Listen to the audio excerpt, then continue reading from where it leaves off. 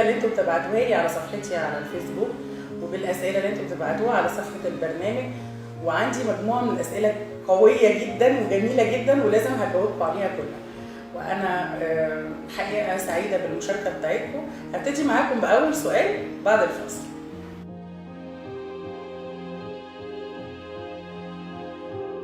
اول سؤال جالي النهارده من واحده، من السيده صديقه بتسالني، بتقول لي في ستات كتير بتتكسف انها تصارح ازواجها باللي نفسها فيه يعني، وبتقول ازاي اعمل كده وهو هيفهمني غلط. انا عايزه اقول لها يعني طبعا ده نتيجه للعادات والتقاليد الموروثه السيئه اللي احنا كلنا ورثناها. فالست ما بتقدرش انها تقول كل اللي في نفسها فيه. بس انا عايزه افهمك حاجه يا مدام، حضرتك لو انت ما عملتيش كده في غيرك هيعمل كده. لازم تبقي صادقه جدا معاه ولازم تقولي له، يعني قولي له انا نفسي في كذا، نفسي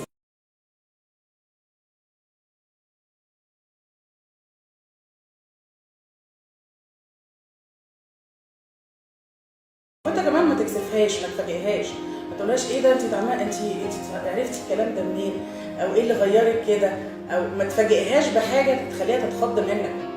انت عايز في العلاقه الحميميه دي تبقى يعني ما يبقاش فيه فتور والدنيا تبقى ماشيه كويس، ساعدها على ده، استجيب معاها اللي هي عايزاه، وما تكسفهاش، لان الستات بطبيعتهم حساسه جدا. هجاوب معاكم السؤال التاني بعد الفاصل.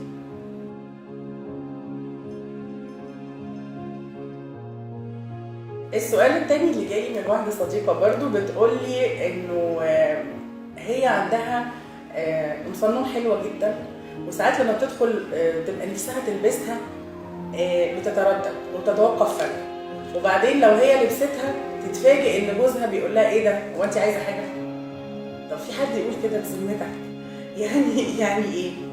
يعني هي لو هي لبست كويس وسرحت شعرها وبقت شكلها حلو، بدل ما تقول لها الله ده انت شكلك حلو وخليك نفسي اشوفك كده على طول وخليكي جميله كل يوم كده بالطريقه دي، تقوم تقول لها ايه ده انت عايزه حاجه؟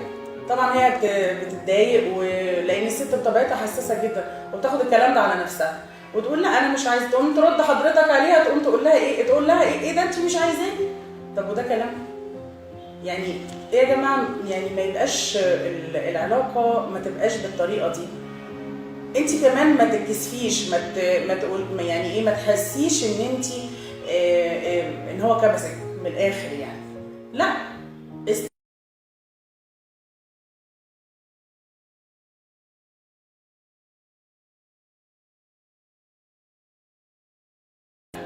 وانت كمان ما تكسفهاش، مش كل شويه تقول لها لا انت عايزه انت مش عايزه، وتحاول تغلس عليها وتفتكر ان انت ظريف بطريقتك ديت.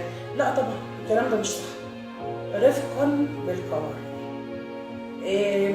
انا في سؤال جالي كمان مهم جدا، بيتكلم عن هل الحياه كلها عباره عن علاقات حميميه وبس؟ هرد عليكم بعد الفاصل.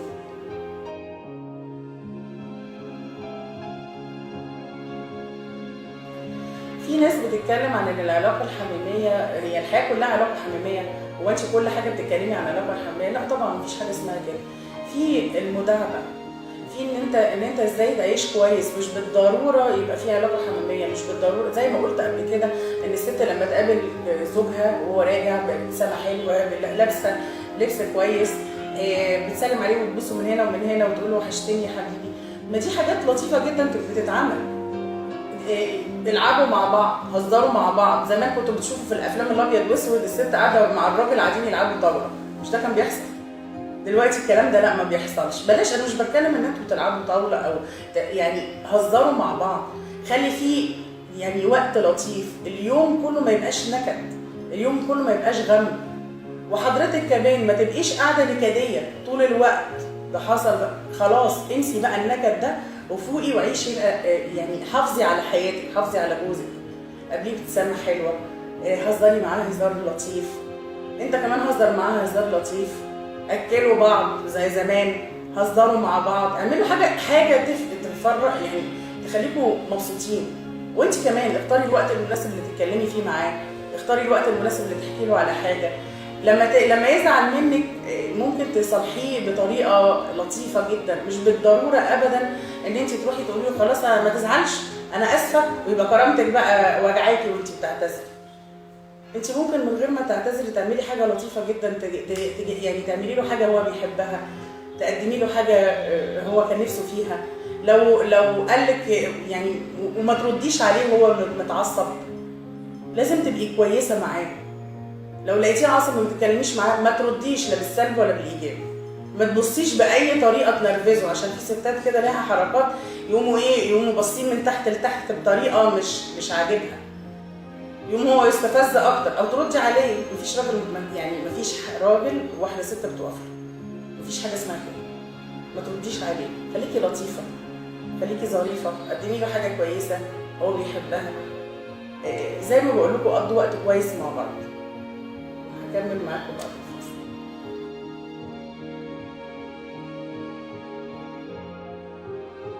حته الوحشه اللي عندها حظ والجميله اللي ما عندهاش حظ، برضو نفس السؤال ده اتبعت لي تاني. طيب يعني انا عايزه اقول لحضرتك ان مفيش حاجه اسمها وحشه وحلوه. الستات كلهم حلوين، كل ست لها جمال بطريقه معينه. الست الوحشه اللي انت بتتكلمي عنها ديت بتخلي جوزها اسعد واحد، لان هي بتدلع عليه، لان هي بتبقى انثى بمعنى كلمه الانثى، لان هي ما بتقفلوش الند بالند، بتحسسه برجولته، ما بتحسسوش ان هي متأنزحه عليه. زي ما قلت لكم قبل كده ان الستات بيحسوا ان الجميلات بيحسوا انهم كتير على اللي قدامهم، وبيستكتروا ان الراجل لو هو يعني زعق لها او اتخانق معاها او قال لها اي كلمه انه ازاي يقول لي كده او ازاي يعمل لي الكلام ده. الكلام ده مش صح يا جماعه، الكلام ده غلط. الجميل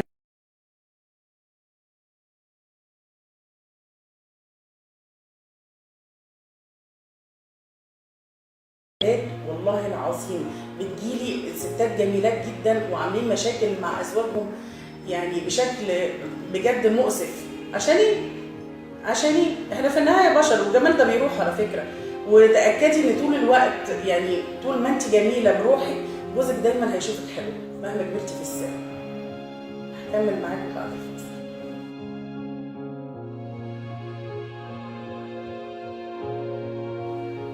السؤال اللي بعد كده، مش العلاقه الزوجيه بيبقى الراجل عليه عامل كبير جدا في ان هو يعرف مراته يعني الدنيا تبقى ماشيه ازاي؟ ده صحيح على فكره، لانه الراجل هو اللي بيطبع مراته بطبعه هو. ازاي يقول لها انت اعملي كذا ما تعمليش كذا، ازاي يطبعها شويه بشويه لحد ما يوصل للمستوى اللي هو عايزه، لحد ما يوصل لان يعني يبقى سعيد بالعلاقه الحميميه دي. وانت كمان ما تتكسفيش، مش يجي يقول لك اعملي كذا لا انا بتكسف، لا اصل انا، وتبقي حاسه من جواكي ان انت مكسوفه. لا، خليكي طبيعيه، سيبي لنفسك بطبيعتها، سيبي احاسيسك هي اللي تتكلم. وانت كمان استجيب معاها لاحاسيسها دي، ما تتفاجئش، ما تقولش دي مراتي ما يصحش كده، لا خليكوا يعني اتكلموا باحاسيسكم وبشعوركم، خلي لغه الاحساس هي اللي بتتكلم مش حاجه تانية. في سؤال بعد كده مهم جالي من احد الاصدقاء بيقول لي طب ما الراجل بيبقى مع صديقته مختلف وفي نفس الوقت هي الصديقه بتبقى بتقدر بقى يعني بتديله احساس عالي اكتر وبتقدر دايما ظروفه لو هو مشغول. طبعا الصديقه لازم تعمل كده، هي بتقدم لك احسن حاجه عندها، لازم تعمل كده. امال هتعمل ايه؟ مفيش اي الزام بينك وبينها، فلازم تبين لك انها دايما كويسه، لازم تبين لك انها دايما نظيفه، لازم تبين لك انها دايما احساسها عالي بيك، وان هي بتقول لك على كل حاجه نفسها فيها، وان هي بتستجيب لك في كل حاجه انت نفسك تعملها. طبعا ولازم تقدر ظروفك. ما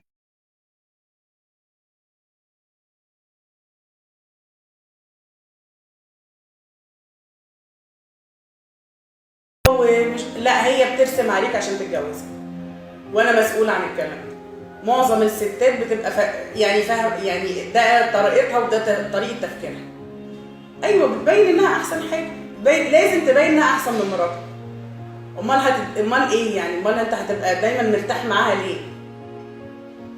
فهمتني؟ فارجوك يعني ركز شويه كده واعرف ان الزوجه اللي انت اتجوزتها في ما بينكم حب، في ما بينكم ود، في ما بينكم كل حاجه كويسه، في ما بينكم ولاد، في ما بينكم عشره. اوعى تفتكر، اوعى يغرك البريق. كل الستات زي بعض، احنا كلنا نكديين على فكره بالمناسبه، صدقني كلنا نكديين، مفيش واحده ما بتغيرش، مفيش واحده ما بتنكدش، يعني ما تقوليش بتتفاوت النسب بس، لكن في النهايه الطبع واحد.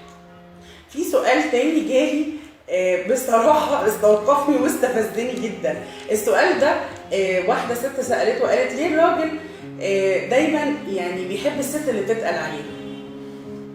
والسؤال ده بصراحه استفزني جدا.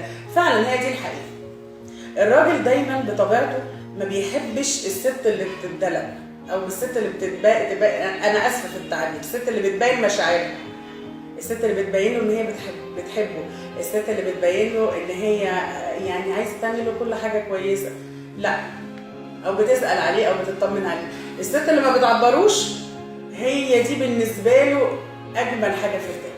بس زمان قالوا لنا ان التقل صنعه. انا عايزه اقول لك انه مش دايما بامانه الراجل بيحب يعني موضوع قله التعبير او الكلام ده، لا، بيبقى التقل ان هي لازم تبقى متوازنه، مش لازم انها تبقى بتتقل على طول عشان خاطر هيزهق منها. لازم تكون متوازنه، لازم برضو على قد ما هي بتتقل على قد ما هي ممكن تسال عليه وتهتم بيه في حاجات مهمه هو بيحبها مثلا، لازم تبقى متوازنه.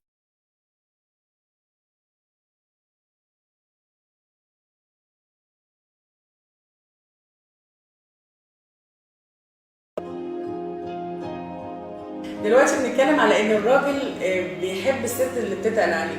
طب ما صديقته بتهتم بيه وبتبقى حنينه معاه وبتبقى رقيقه معاه، بس هو ما بيبقاش عنده الزام ناحيتها، يعني ما فيش اي التزام لا مادي ولا معنوي ناحيتها، فهي بتبقى بتعامله بالشوكه والسكينه طول الوقت، لان هي يعني بتبين له احسن حاجه عندها.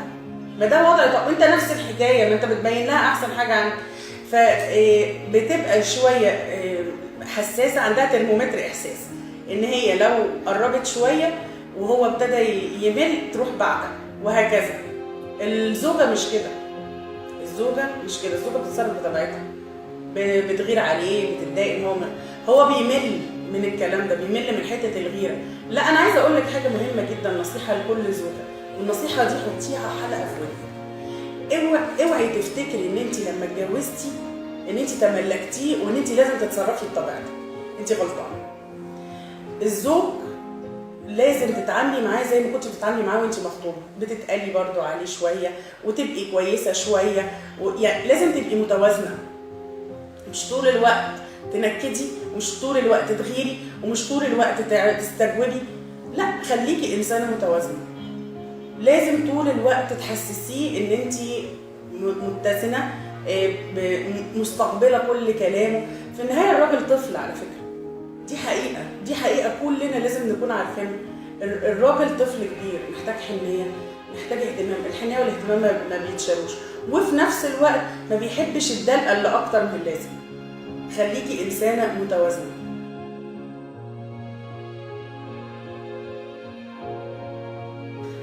اخر حاجه عايزه اقولها لكم، نصيحه مهمه جدا، الحنيه ما بتتشالش.